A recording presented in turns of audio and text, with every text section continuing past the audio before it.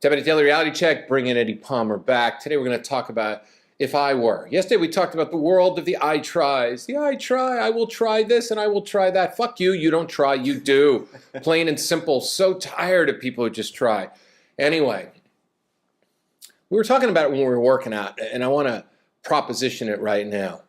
You're 24 years old. Your name is Allen Robinson. Okay? You've had one good year where you were catching passes from Blake Marvelous Bortles, right? You blew your knee out. You missed going to the championship game. You missed catching from Blake Bortles. Things that, the championship game, yes, catching from Bortles, no. What would you do if you were good with your money? Because we talked about this, okay? You mentioned it. It's like not if you wanted rims and rings, right? But if you wanted the one rims ring. And chains, yeah. Rims and chains, right? Oof, let's not do that with your money, okay? Right. But if you had an opportunity and you had God-given fucking talent, right? Okay? Unbelievable God-given talent. Would you take less money to go to a team that will guarantee you a Super Bowl? Or would you take more money? Because if you think about it, the difference between 40 million and 32 million is really not a big deal if you're actually good with your money because you're going to make it back. Yeah. What type of player would you be? Would you be the guy to go for the most amount of money and play and catch passes from Chabulski, whatever his name is, can't even pronounce it? Or would you wait to talk to the Green Bay Packers and catch passes from Aaron Rodgers and actually have a chance to go to a Super Bowl? What would you do if you were an NFL player during this wild and crazy free agency period? I like the fact that Cousins went to the Vikings. I like the fact that he's going to a team that has all the stuff in, right? Because he could have gotten more money from the Jets. So thumbs up to Kirk Cousins. But Danny Amendola? Yeah. Dude, you've made a lot of money, man. You're signing with Miami. You're just basically going to be 3-13, right? What do you want? What's important to you as an athlete? You played ball, so you know, and you're friends with a lot of people. It's winning. Just in general. I mean, I've got friends that played against each other in Super Bowl 50. I've got a friend of mine who've also worked with worked out and trained, who just won Super Bowl with the Eagles. I mean, it's about winning. You always bet on yourself because you understand. And even like my friend that just went with the Eagles, you're talking about a guy who literally at the beginning of this season was playing with the Chargers, got released and ended up with the Eagles because Sproles got hurt. And then here's your opportunity. You always bet on yourself. That's why you train in the offseason. All these offseason workouts I do with all these pro guys and stuff that is on my YouTube page, Arouse Health channel, YouTube channel. Or Instagram. Very true. You always bet on yourself. That's why you train. God's given you God-given abilities. And these abilities have allowed you to make generational money. At some point, you've made enough money, whether it's $500,000 all at once or even close to $1 million. We're not even going to talk about the first rounders and the big money contract. Let's just talk about you made $1 million.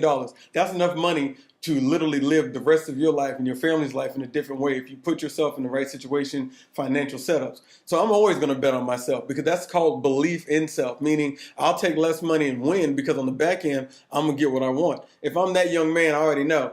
I'm going to go play with a quarterback who's capable of helping me show my true talents, especially coming off an injury. That way, when I'm showed my true talents, I'm all healed up and I'm performing. Now, wherever I go, they're going to want me at a higher dollar and they're going to want me to win. 49ers were so after him. Yeah. Jimmy G is the next great quarterback in football. He's got it. I mean, he's got it. I'm going, and I'm the same exact way. It's like you've been given God-given opportunity to showcase your talents, right? And the thing is, you got to go, and this is also true in business as well. Yes, I was thinking that. I remember during the height of the ebook, where you can print an ebook and make $1 million, right?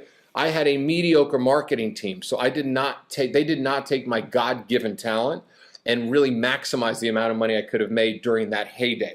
There's a heyday in everybody's business thing. There's a time in your life in everybody's business where you have to align yourself with the right people as well too. You have to also recognize your God-given talents and you have to sign with the right person. Yeah. And it is the same way in life too. You can take a job, you could be this great surgeon, take a job in the worst hospital, and you've just wasted your best fucking years of your life. You could be a great trader and you sign with the wrong venture capital firm, or you sign with the wrong hedge fund firm and you've just wasted your God-given window. There's a window out there, there's a window out there. There's a time out there when you're at the height of your career in business, height of your career as an athlete, and then you're on the downside of it. Yeah. Now I wouldn't consider myself on the downside, but I'm more in the fatherly side. I'm more in the advice side, right? I'm not I'm not as hungry, as I used to be, where I want to go out there and walk the streets with guys and meet women all day long and show them all this stuff. I'd rather teach them how to succeed in life all around, right? Give a well-rounded person. But there's different stages of every career. And I know if I was a football player, I would take my God, if I was Allen Robinson, who's a great example, I would take my God-given talent and I would think to myself, 49ers, there would be only a few teams I would sign with. 49ers or the Packers. I wouldn't sign with the Bears. There's too many what-ifs. Yeah. There's a brand new coach. You have no idea That's what he's true. going to do, okay? That's true. You got a quarterback going into his second year. You have no idea what he's going to do. You got a running back who doesn't really hit the holes as good as you think he should, right? In Howard. And then on the flip side of that, you take that guy who signed with Chicago. Now let's take somebody like Richard Sherman, who signed with the 49ers, and a completely incentive-based contract. He is betting on me. I'm 30 years old, coming off a ruptured Achilles, and I am saying I'll be just as good as before I left. And not only to prove it, I'm going to align my contract that way to prove to everyone that, hey, not only am I just as good, I'm going to outdo my team that I left, just got released from twice a year for the rest of this contract. You also look at Cousins. Cousins, I just made $45 million. Betting on himself. Betting on himself twice. So, and yes, there's risk. He could have gotten hurt, and all this wouldn't have been for naught. Could have gotten hurt. He could have had a bad season, but he said, I'm going out and betting on myself. Now, you take the 45 on top of the 84 he's making now, and you put those numbers together and ask yourself, is playing it safe really the best thing to do? Oh, well, I'll get this. Just think about it. That's like an insurance company, you get in a car accident. Oh, we'll give you this lump sum of money up front. We're sorry this happened. You got to ask yourself, why are they being so nice and giving me this all at once? Because they don't want you to know your worth. They don't want you to go and do some research and find out. They could have gotten $10,000 more. Or even more. So they're going to give you a nice little lump sum up front. A lot of times, companies do this all the time. Oh, we'll give you this to stay. We really appreciate you. Because they know if you go out against them, now they got to deal with you. So you got to ask yourself, is betting on, just kind of like your question, is the if guy, but is betting on yourself better than taking the stand of crow? Do you not believe that you can get it done? Well, it's interesting because Cousins bet on himself, and it's funny when everybody was talking about the pre-free agency period, they were going, oh, the Jets are going to sign him. I'm thinking like, you and I laughed. Remember I said, Jets ain't going to get him. No fucking way. No. This man bet on himself twice. Yeah. He didn't bet on himself twice to go throw to his number one receiver, Quincy Enunwa, or Robbie, I like to drive 130 miles an hour with my gold chains away from the cops in Jacksonville, Florida. I mean, he didn't fucking do that. He bet on himself to go to a team that gave him the best opportunity to win in the biggest stage yet, which is the Super Bowl. This is Kirk Cousins, and everybody doubts Kirk Cousins. Kirk Cousins is a smart man. He would have made $4 million more easily per year with the Jets. He didn't take it for a reason because he was betting on himself. There are players that will do that every single time. What about Chris Long? Chris Long went to the Eagles. Chris Long said, you know what? I like the Eagles nucleus. I like Doug Peterson as a coach. I'm going to sign for $1.5 million. I've made enough money in football. I'm going to donate my entire salary to some kids fund or some a lot of charities. Right? A lot of charities. 10 of them were through police brutality and all that. Kaepernick stands. 6 of them were to domestic violence and the hurricanes that happened. And then he donated all 16 of those checks. What happened? Ended up making playoff money. Playoff money is, if you don't know NFL guys love playoff checks. It's to quote one NFL player one time as they made the playoffs, to great sex and playoff checks, because they love playoff checks. And so now you look at it, he gave away $1.5 million in a season and ended up making probably half that back in the playoffs. That's called believing in yourself, blind faith. That's called never settling. You say, hey, I'm good at this. And maybe the company you're at now is saying, well, you are good at this. We're only going to give you 40. Maybe you should say, you know what? I'm so good at this. Maybe I should take my 40 from last year and start my own company.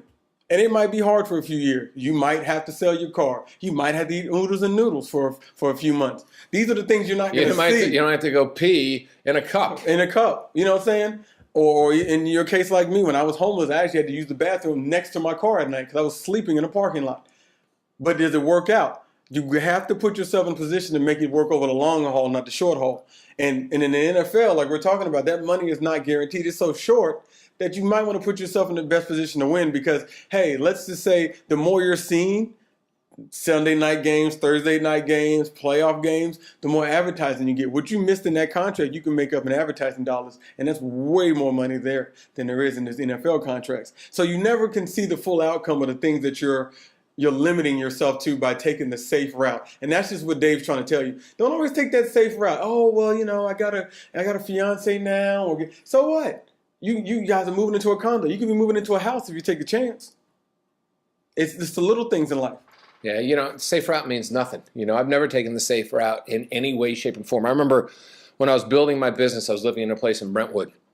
It was $2,300 a month. It was nice. I mean, decorated nice. Yeah. Really great location. I walked the beach every single night. I used to drive down the marina and walk the beach, and I kept visualizing living in one of those places on the beach, right?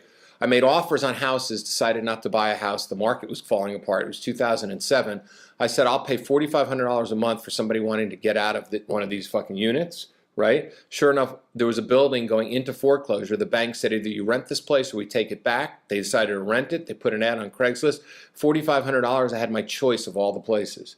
I picked this one that had views of the pier and had views of the mountains and it had the Hollywood sign. And I had 3 decks. And one of my decks overlooked the beach. And you know what? It was double the rent that I was making before. So you know what I did? I thought to myself, well, I'm doubling the rent, which means I got to make double the money that I made before. Yeah. And I did. Yep. You had your bet. There are times in your life where you say to yourself, I'd like to scale my life down a little bit because I want to make up some of the money that I've used in development and everything else, and I want my life to be simple and easy because I'd like to go and figure out what I want to do next. So then you go and what does the universe usually deliver? A really great place to live that's really cheap, that's really fucking amazing and beautiful, because all of a sudden it hears and listens. And that's the thing. You can have whatever you want. Kirk Cousins could have. That's the thing about free agency. You're all free agents. Yep. You're all free agents. You can life. all have whatever you want. Eddie, where can they find you? Arouse Health at gmail.com, Arouse Health YouTube page, Arouse Health Instagram, Arouse Health Twitter, anything Arouse Health, you can find me and my staff, and we're working 24 hours a day to get you to the best you can be. See you tomorrow. Have a good one.